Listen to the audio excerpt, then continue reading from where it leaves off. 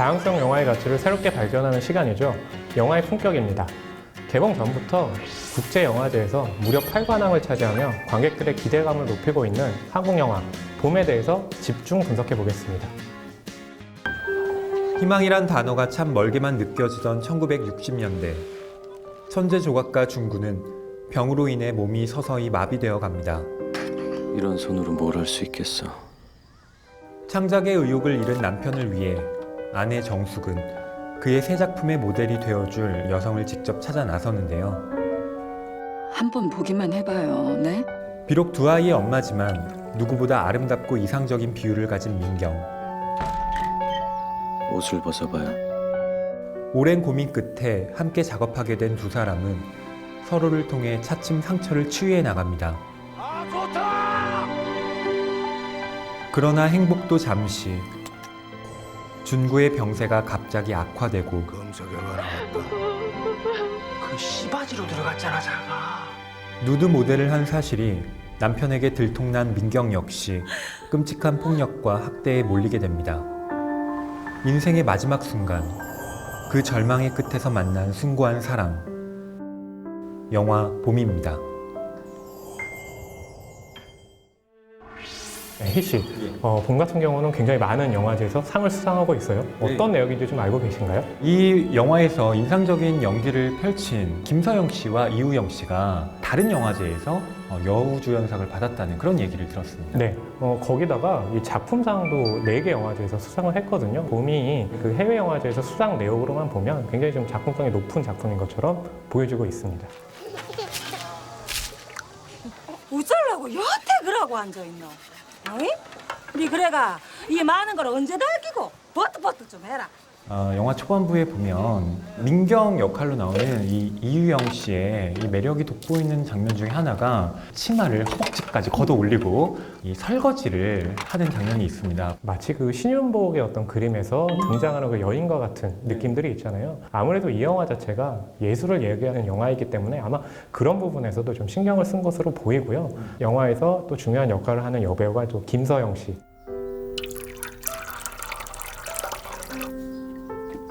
조근현 감독이 자신의 어머니를 생각을 하고 만든 모델이라고 해요. 할 일이 좁아요. 김서영 씨 본인은 기존에 했던 그런 그 고정화된 캐릭터들이 있었잖아요. 악녀 연기였죠. 그렇죠. 그런 것과 전혀 다른 캐릭터였기 때문에 이 영화를 하면서도 굉장히 좀 만족감을 크게 느꼈다는 그런 얘기도 하고 있습니다. 손이 다 망가졌네, 고왔을 텐데. 저는 이 민경을 위해서 정숙이 겨드랑이의 채모를 면도해주는 장면이 있습니다. 모델이 됐다는 의식 중에 하나예요. 불편해하지 말고요. 그런 의뢰를 예술가의 아내인 정숙이 해준다는 장면에서 잘 이 부탁해요. 영화가 치정이 아니라 결국엔 큰 의미의 사랑과 예술에 대한 이야기를 하려고 하는구나. 이 영화에서 굉장히 재미있는 지점은 이 세 사람이 함께 있는 장면이 등장하지는 않죠. 이 영화의 포스터에 보면 이 세 사람이 함께 웃고 있는 장면을 포스터로 활용을 했거든요. 아마 그런 점들이 이 영화가 말씀하신 것처럼 어둡거나 이런 치정국으로 가는 게 아니라 뭔가 치유와 그리고 구원의 어떤 메시지로 가기 위한 뭐 그런 점들을 좀 잘 보여주고 있다고 생각을 합니다. 지금은 작은 거니까 그냥 연필 잡하지. 또 조근현 감독이 서양학과 출신의 미술감독 출신이잖아요. 그래서 원래는 이 시나리오를 쓰신 분께서 미술과 관련 그리고 예술과 관련 부분이 있기 때문에 시나리오 감수를 부탁했다고 해요. 그래서 조근현 감독이 읽다가 이 이야기의 매력을 느껴서 연출까지 하게 됐다는. 이 영화를 보게 되면 조근현 감독이 26년을 연출을 했었잖아요. 이제 거기 등장했던 주인공 4명, 한혜진 씨, 진구 씨, 임스롱 씨, 배수빈 씨가 이 영화에 단역 정도로 출연을 하고 있거든요. 카메오로 나옵니다. 그렇죠. 안 무겁나? 오빠가 태워줄까? 이 천재 조각가 역할을 맡은 이 박용우 씨의 연기도 상당히 좀 흥미로웠는데, 왜냐하면 저한테 각인된 이미지는 달콤살벌한 연인들 같은 그런 어리숙한 어떤 남자. 진짜 그거 좀 참고 살지. 사람은 왜 죽여가지고. 난 우발적으로 한 명 죽였겠거니 했는데 한 명이 아니더구만. 하도 어이없으니까 웃음밖에 안 나오네. 취미가 살인이세요?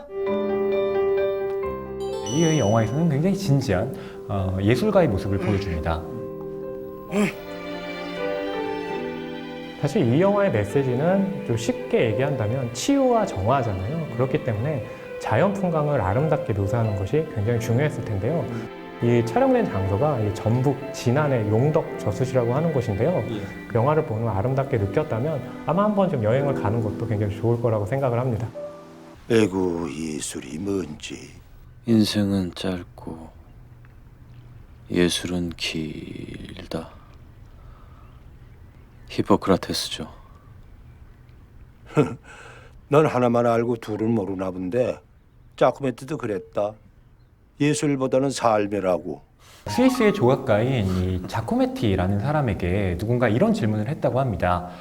집에 불이 났는데 렘브란트의 그림과 고양이 중에서 어떤 것을 구해내겠느냐라는 질문에 자코메티는 고양이라고 답했다고 합니다.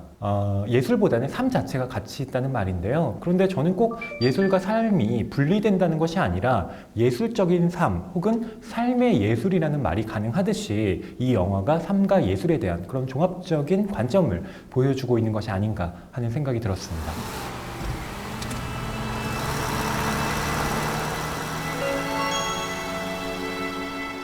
인생은 짧고 예술은 길고 사랑은 더 길다.